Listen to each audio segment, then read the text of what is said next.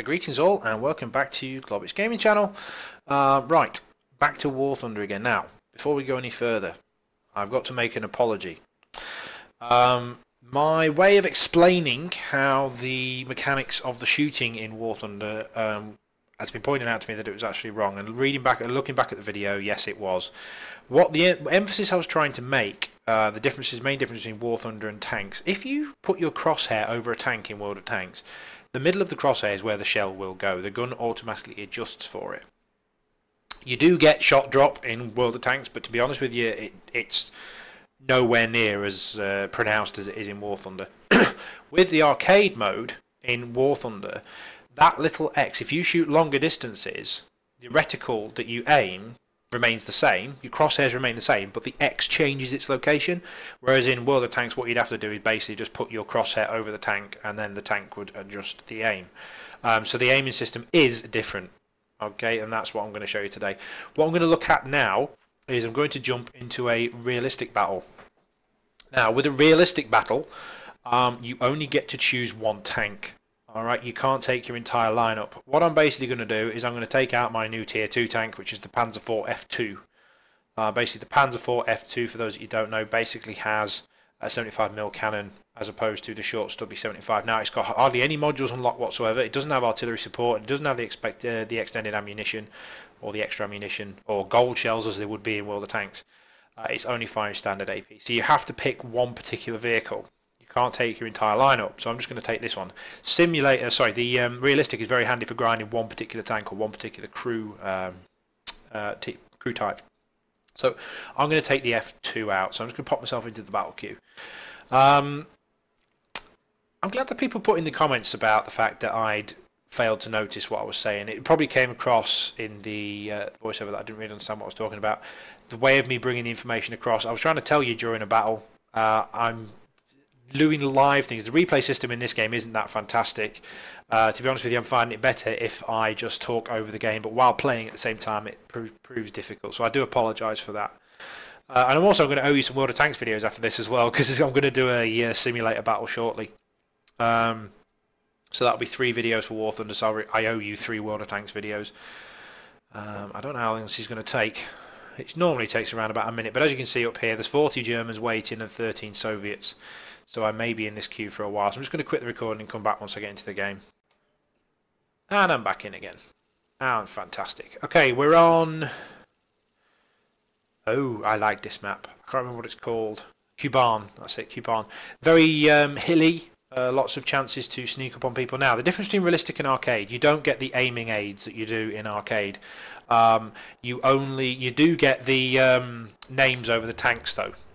So you can still see them quite easily, but you have to actually adjust your own fall of shot. You don't get the aiming help that you do in arcade. So I'm going to nip down, and I don't know what I'm going to do in this game. I'm just going to go with the flow. Where's the team going? Flak tractor. I'm going to go this way. Oh, that was a bad idea. One other feature, as you can tell, I can't zoom out into third person like I could in arcade. You can only see it from the top of the commander's hatch. I am at a distinct disadvantage in this game because if you have artillery support in your tank enabled, you can use that to see over things. One thing I'm going to do, I'm going to take a pot shot at that artillery piece just there. I think he's around about that far. Wait, take a shot. Now you see that I didn't get the aiming indicator, and you have to watch your own fall of shot. Wait for the reload. Oh, I didn't achieve first strike. It's handy if you can achieve first strike in this, because you get a bonus 250 lions, which is always good. So let's let the friendlies go forward, do their thing. All the anti-aircraft guns giving it big licks against those. Yeah, and he's taken one of them out. It's a 3.7cm flat cannon shooting at those guys. I would not like to be in a plane getting hit by that. I'm basically going to follow this F2 up here and support him over here. There's a couple of guys over here. They look like they know what they're doing, he says. Oh, it seems I can go into third person. Another mistake in the video. Fantastic. Nice one, Globs. You can zoom out in realistic. So that's something that's different to simulator. I apologise. In simulator, okay, you can't do this. You can only do it from this view. Right, but the only thing different from what I can see is the fact that you don't get the aiming assist. So hopefully I'll see somebody. A couple of guys flagged up on the enemy. I don't know why we're going this way. It's a bit of a mistake this was. Oh, there we go. Now I can see their names, but I don't get an aiming thing. And it's the aim, so I have to adjust for my own fall of shot. Yeah, that's knackered his engine, transmission, and something else. He's in a whole world of shit, this guy. And he's dead. You do get a lot more credits, though. Keen-eyed ones amongst you. I did get a lot more credits for this. Now again, I'm going to have to zoom in for this one. There we go, got a hatch. Take him out. Took his gunner out. Squished his gunner through the turret. Okay, so he's basically dead. The higher velocity guns in these Panzers, the jump from tier 2 to from tier 1 to tier 2 is a lot more pronounced. Now, here's a classic example. There's a flak truck there. He's a little bit further away, so I have to aim off. And I missed. Now in arcade I would have had a cross there, and they're firing back at me. Thankfully, long range sniping is affected by this because they don't get an aiming. If this was arcade, that first shot would have hit me. I guarantee this first shot would have hit me. So let's see if I can shoot this guy over here. Can I see him? Let the gun settle. May as well take a pot shot. I've got 80 rounds. I'm never going to use them all. The look-see, so you can see this tank destroyer a little bit more clearly. He's in the bushes. I hit. I hit him, he missed me. This is one of the classic things with this. It prevents sniping as such. I know whereabouts I need to aim. Around about there. Yeah, I've got this guy. I've got this guy. This guy's screwed. It's an SU-76 anyway. Yep, he's down. Yep, you have to judge your own fall of shot. Now, I did play a lot of games in arcades when I first started this, and I advise everybody to do so. But once you get a little bit more au fait with the controls and how your guns work and all that kind of good stuff, I would advise you going back, alright, and playing this particular setting at least. I mean, I've got a lot of the hardcore players out there keep telling me, I've got a lot of people taking the piss out of me for playing arcade games. Oh, Glob, you should go simulator, Well, I'm sorry, mate, but I find simulator inherently boring. It's difficult. But it's a good difficult. But I want to learn my trade. You know, I'm learning my trade. This is not World of Tanks. This is something... Oh, fuck. 72k. Oh, that's a flat cannon. Can he pen me from there, do you think? No, but I can pen him. Shoot my track. It's pinging off my armour. Keep myself nice and angled. And basically right. And booyah. Target undamaged? What? What is this shenanigans? Yes, that's you dead. And I got taken out by a T-34 prototype. I think that's the premium tank. Yeah, that is, yeah, I think that's the premium tank. He's got a derpy gun. So you only get 2 tanks. Oh, Georgie 999. Georgie 991. Where do I know him from? Anyway. Know him from somewhere. The name rings a bell. If you're watching this video, Georgie, yeah, I'm in the middle of a recording, buddy.